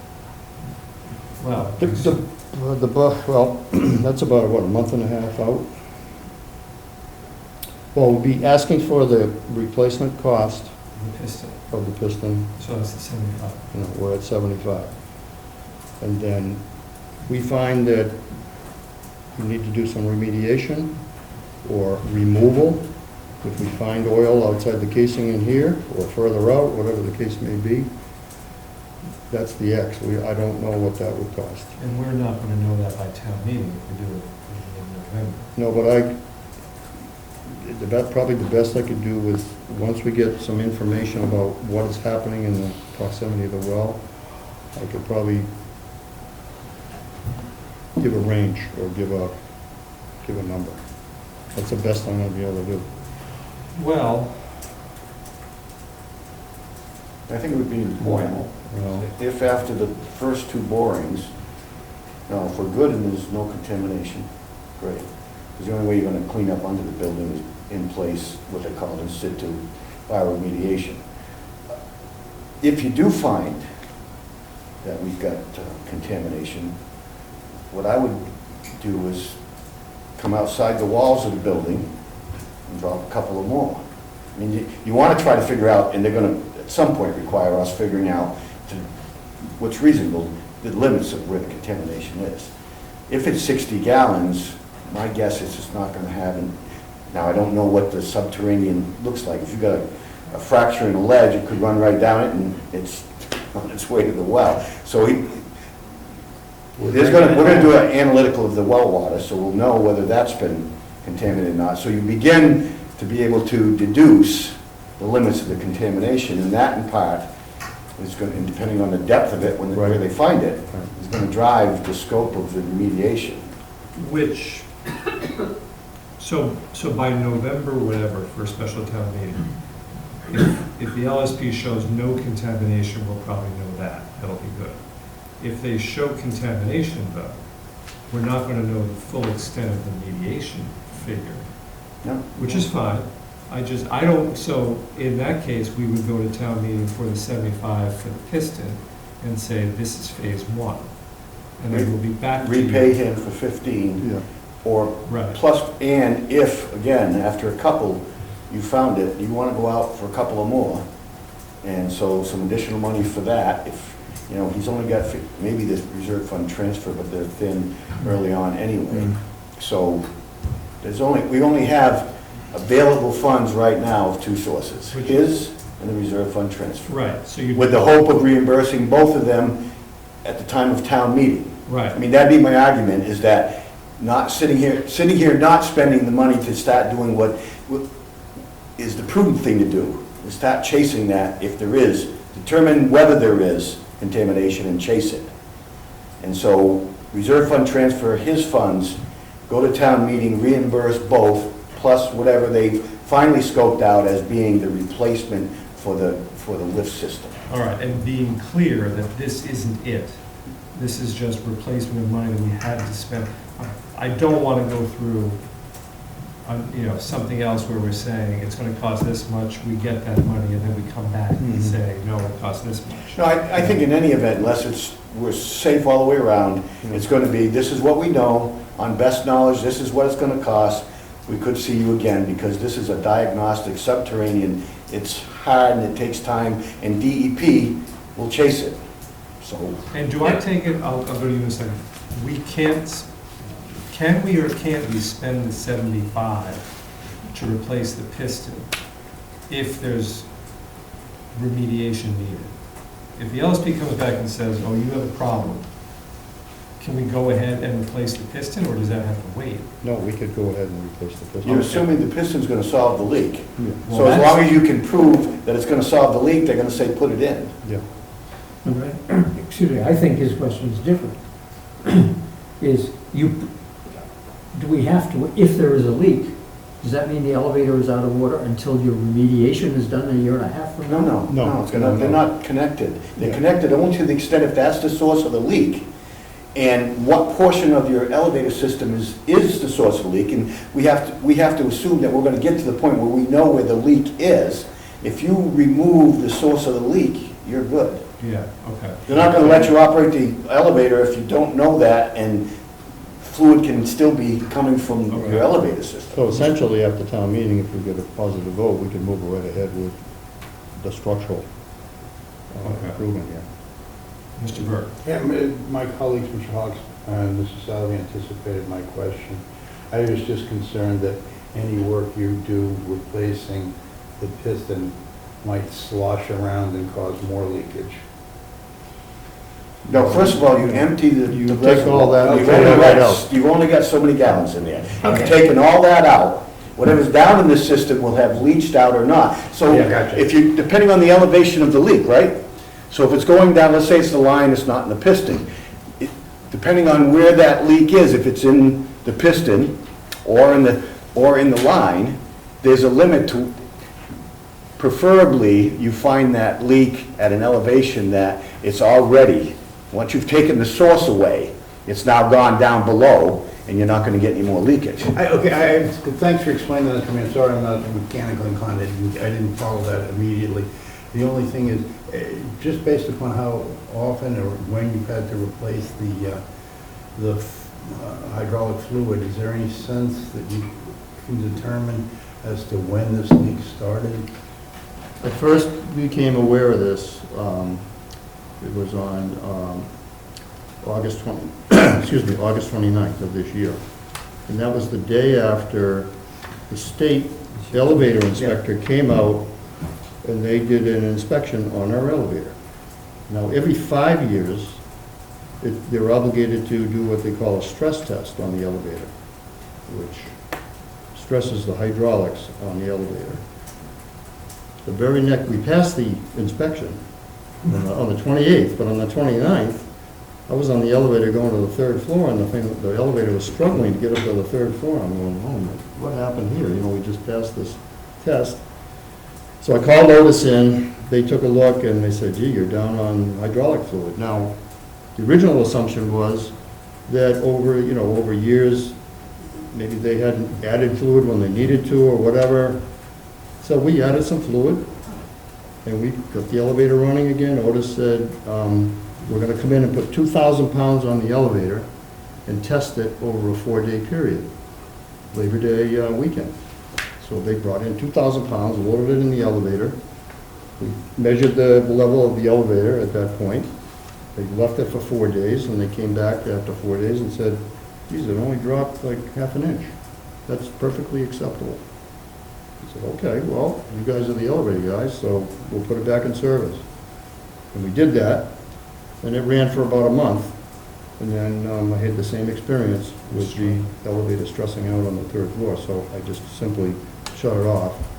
Called Otis, they came out, they checked the pipe, the connections and so forth in the pit and the mechanical room, said, don't see any sign of hydraulic fluid.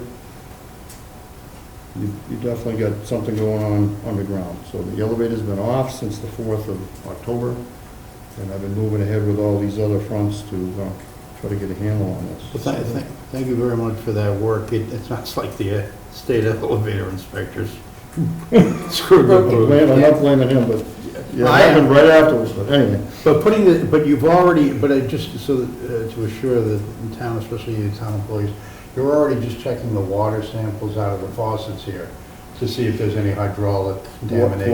What I've done, and this was done on Monday, is I had Whitewater, who operates our water system, I had them come out and do a sample of our raw water from the well, and they're gonna test it for, I indicated right here, they're gonna test it for total petroleum hydrocarbons, which is really what this, the oil, the fluid is, and the extractable petroleum hydrocarbons, which is an elevated test to see if there's any component in our well water, so.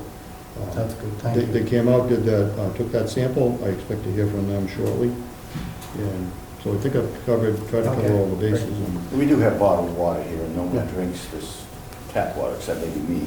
No, maybe. Yeah, you and I Sorry, you're close to retirement anyway. Just ask him to check for PFAS. I already did. Question? They sample for that too, and I don't have the results, but. Thank you. Just, how deep is the well? The well, where is the source? We have a deep well out front? So the deep well is in the back. It's a 300-foot deep well, and our water level comes up to within 100 feet of the top of the well, so, you know, just the hydrostatic pressure brings the water level up. Okay, So the water level is down about 100 feet. okay, thank you. Our typical ledge is 30, 35 feet here. Above that is sand and gravel. And so I suspect this is probably just touching the rock level, and this is all in sand and gravel. Courtney, you good? Yes, thank you. Steve Jelinek is with us, Chair of the Capital Planning Committee. Steve, you want to ask Craig anything? Yeah, Craig, we're gonna have to talk to you about all this, of course. Yes. We can either, get you questions then. I'm just a little bit unclear on the sequence here. When did you first add the 30 gallons? Give me a copy of that sheet. Back in the beginning of September? And then you added another 30? No, we've only added 30. You only added 30. Yeah. And what's the total reservoir line? It's about 50 gallons.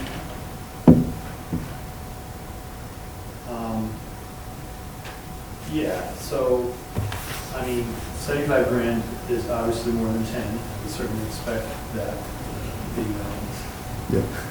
replacement will last more than 3 years. So this clearly is a capital issue. So we're going to need capital planning committee. I know FinCom's going to have a, I'm due to see them on the 21st of October. yeah, I'm going to talk to Rich, and maybe we can do both at the same Yeah. time, just to sort of kill two birds with one stone. That would be good. But, yeah, so I may have more questions for you back. Okay. I mean, you and I talked about this one. I had to be here the day that I was here, so I kind of knew about this a while ago. I gave you a warning. Then the problem kind of went away for a while. So we were kind Right. of hopeful it was like a, glitch in the system or whatever. I think it's such a slow leak that the hydraulic principle is working until it's lost enough. And so that would explain over a month period of time losing that amount. And I'm thinking it's also a recent leak because if that leak had been around a while, this would have come up before. And I do think it might have been under the stress test. It's like at my camp turning on the water each spring, waiting for the old lines to pop, and put a pressure, or your radiator of your car, right? And so that would, I'm just It was the day spitballing right now, after they did the to explain what's happened. I think that's probably what's the age. Sudden occurrence for coverage. They were just saying, There you go, insurance attorneys tell you. Just on the money side, obviously by the time the special town meeting occurs, our tax rate is set. So I'll be taking from available funds for that as free cash is certified. And there's always that advantage of getting that free cash certified in September, so now, well, and share with the public, free cash is around, what, 2.9 million? just under 3. So So we're in good shape. even taking into account what we spent at the last annual. So Yeah, and that's net of what we spent. So that's our current, And so FinCom, we've got more free cash now than we did this time last year. I apologize for interrupting our town administrator. So we need an elevator special town meeting because FinCom can't transfer that amount of. They don't, well, they start the season with 70,000, they Yeah, already we spent can't. some, so they couldn't cover it all in any event. What we're hopeful for, and they've done this in the past, is that in order to front us some money to get this thing started. And I would simply say this, I'd be aggressive about trying to identify the nature and extent. Like I said, if we get lucky here right off the bat, great. If not, chase it some, so that we can have a better understanding of what we're facing when we go to town meeting. Yeah. So it'll give us a better, we'll be better informed to even speculate as to the longer term. And DEP will give us a better understanding of what we're facing, you know? But in any event, if it's down 30 feet or more by now, if it's leached down, depending on the subsurface, you know, it's gonna be in-place remediation. You're not digging up 30, 40 feet of earth from, you know, Under this building. Under the building. or around it, so. All around it, yeah. So we've probably discussed the technicalities of the elevator enough. What we need is a special town meeting. So we have a date, a motion. So I think what we need to do is to set the date for a special town meeting and open the warrant, correct? Open and close. Let's just make sure this is what we want to do. Yes, I am ready for a motion, Ms. Tresha. Mr. Chairman, I move that the board set Monday, November 18th, 2019, as the date for a special town meeting to be held at Hale Middle School, 55 Hartley Road, at 7 p.m. And I move that the board open the fall 2019 special town meeting warrant on Tuesday, October 8th, that's today, 2019, and close the warrant on Tuesday, October 15th, that's in a week, 2019. Second. Motion made and seconded to set the date of the special town meeting as November 18th, 2019, and to open the warrant for that town meeting and be closed in a week on Tuesday, October 15th, 2019. Mr. Burke. Real quick, is it the town administrator and the building inspector's preference to have this a streamlined town meeting devoted only to elevator issues?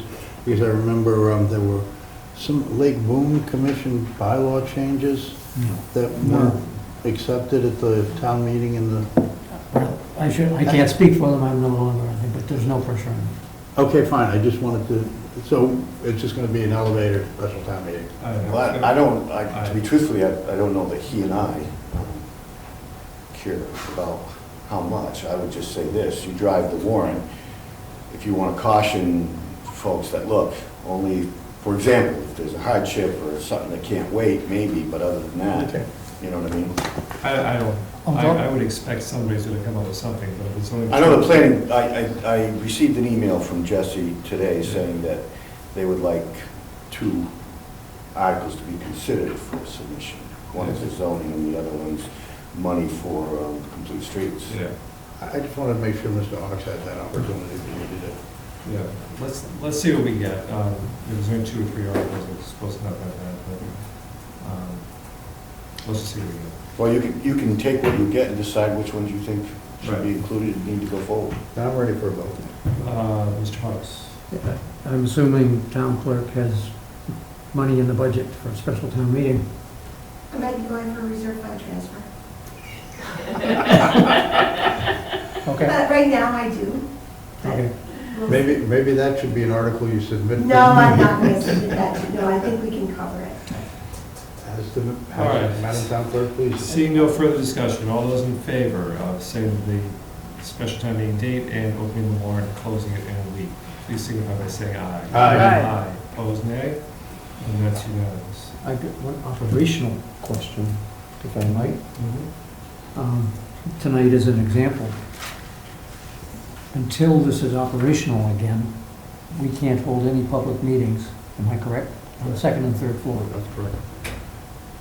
We have handicap access at the town hall, and obviously we have it at Pompo You got it in the basement and here. in the basement. We can handle any, maybe some inconvenience, well, but Especially with Pompo and the space down there, so. How long is it going to take? Not the town meeting, but to do the piston repair. How long is a piece of string? How long is the piston is going to take to repair? don't answer that question because Do you it'll know? be held against you. when it No, if you don't know, I mean, I'm going to give you the most, I'm not going to give you I'll give you what I got from Otis. Yeah, that's all. Okay. I'm not trying to hold you. I'm not, So don't today- answer to these guys. He's Two filibustering, and a half because he months. likes to do this, What's and that? he Oh, maybe apparently 2.5 isn't in a months. hurry to go Thank home you. tonight. Okay. All right, I think we've, The answer was 2.5 all right, I months. think I've got it. Craig, To fabricate it and install it. Craig, always good to see you. It's always bad news, but You give bad news better than anybody else. No kidding. I'm probably one of those guys when I see I wear it like a badge, right? I gotta grab my wallet when I see you, so. Thank you for your Thank you so All right. much for being so Thank you. thorough. Okay, did you come home with me and tell my wife why I'm so late? I'm going right by your house, I'll stop. Thank you. All right. So, small item, we need to designate, this was gonna be one of my liaison reports. The Randall Library trustees apparently have reappointed, and Linda, correct me if I'm wrong, they apparently have appointed or reappointed members of their new building committee. I'm one of them.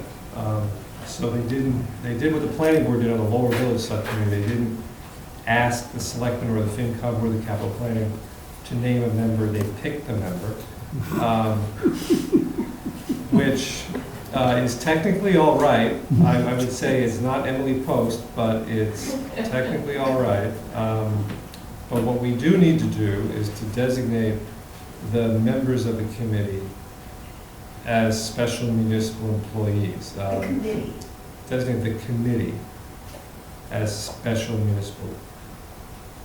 The committee. All The right. members of the committee. No, the committee, it's the committee, it's not the individuals, it's the committee. But it's the members of, it's people that we're given the protected class to, members of the committee.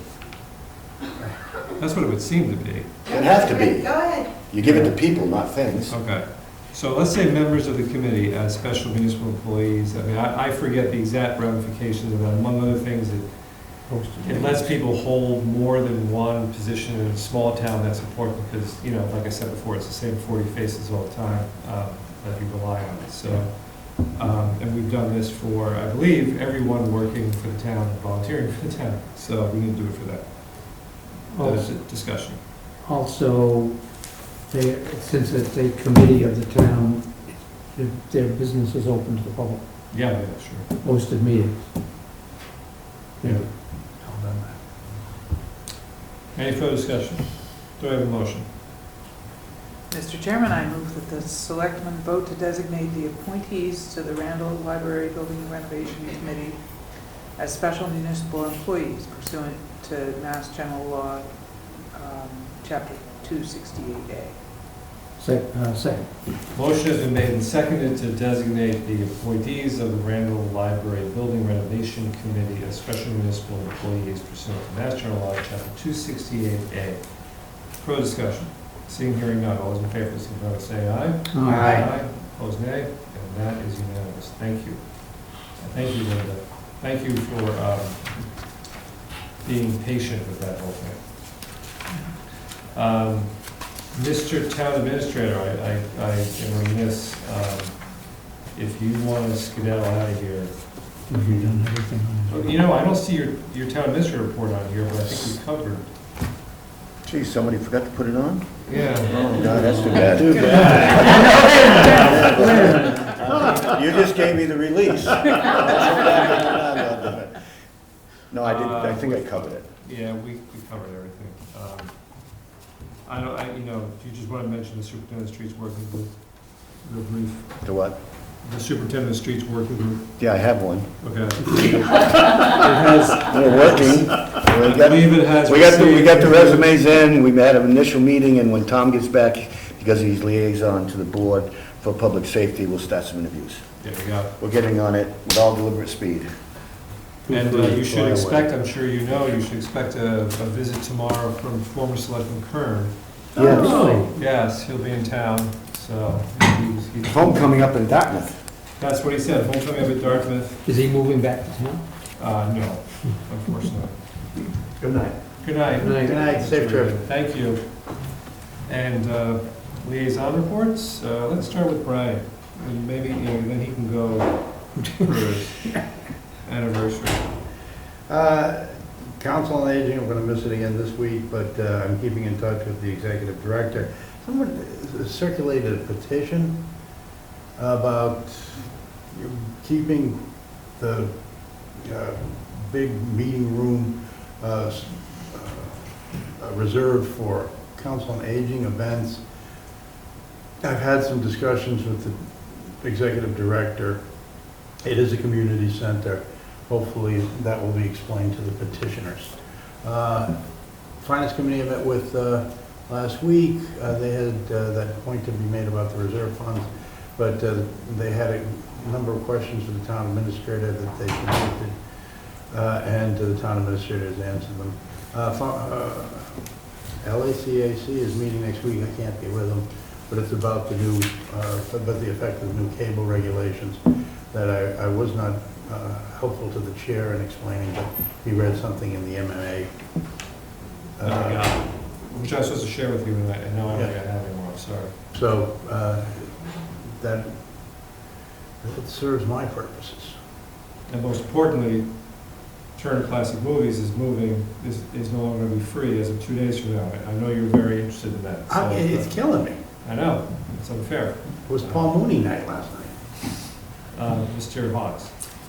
No night being complete without a mention of Lake Bone from my colleague to the left. Two things, the notice has gone out that on or about yesterday, or today, the annual drawdown of the lake will commence in accordance with what is the conditions issued by the Conservation Commission a number of years ago and continued since.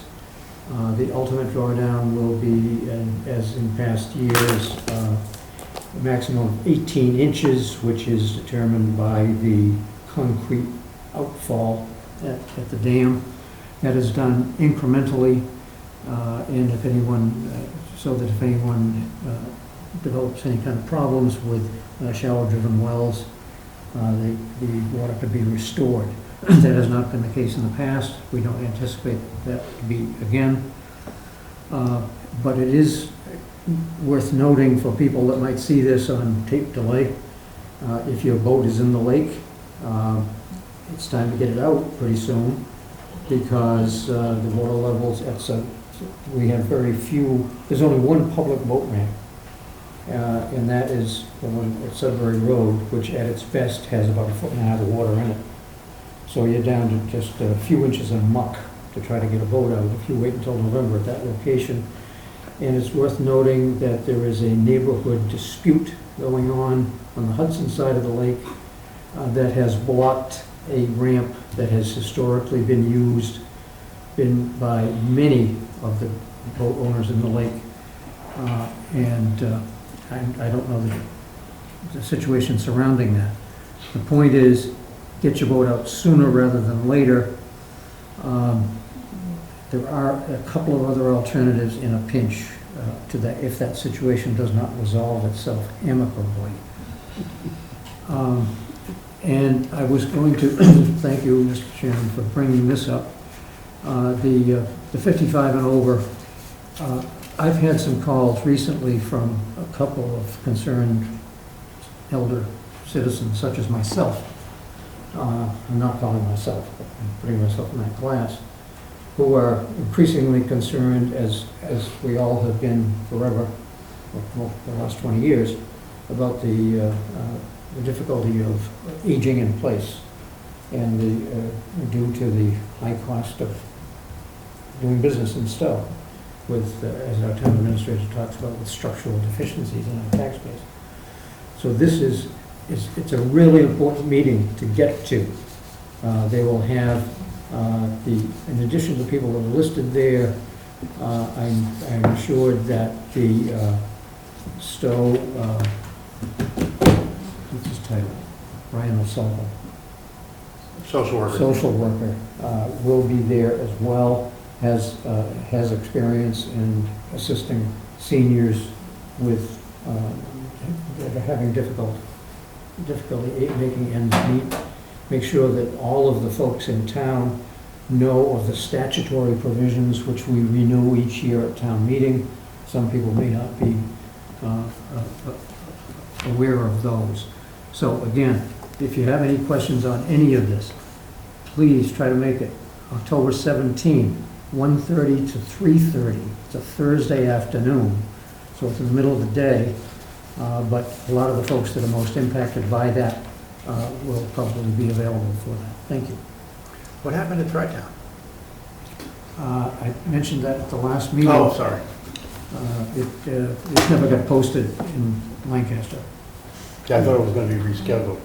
It has not been so far. So, very briefly, the town administrator working group on the town administrator selection continues to meet. We've just started making some changes to the charge to the committee, and we haven't quite started talking about the timeline yet. You'll be seeing that soon.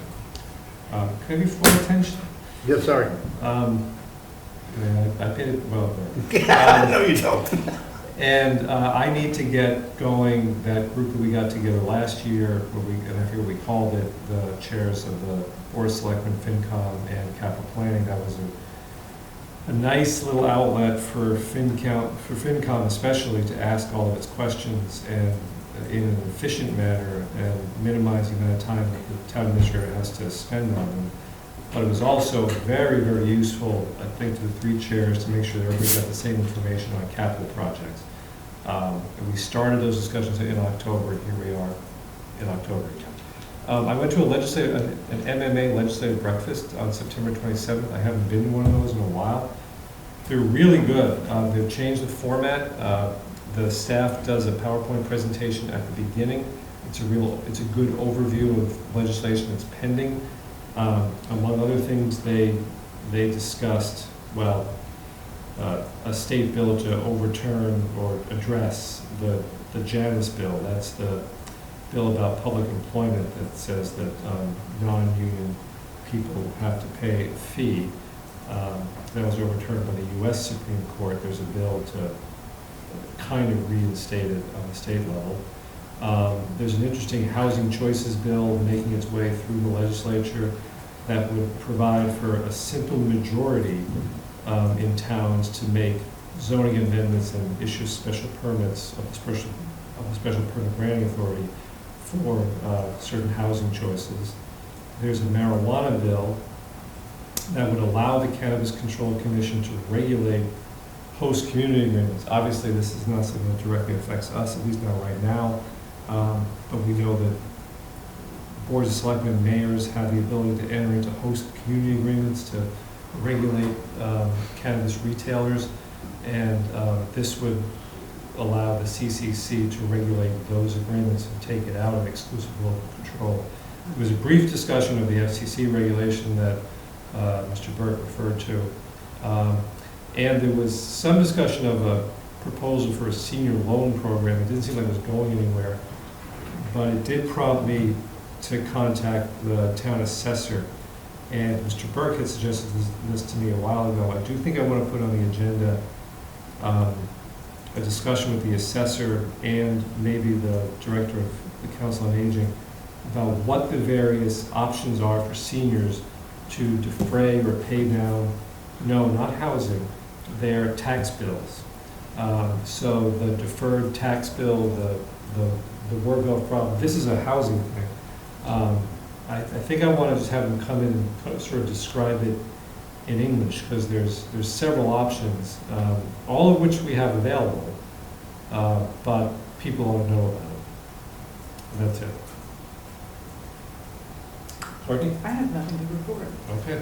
Move to adjourn. Second. So moved. Carries. We're there.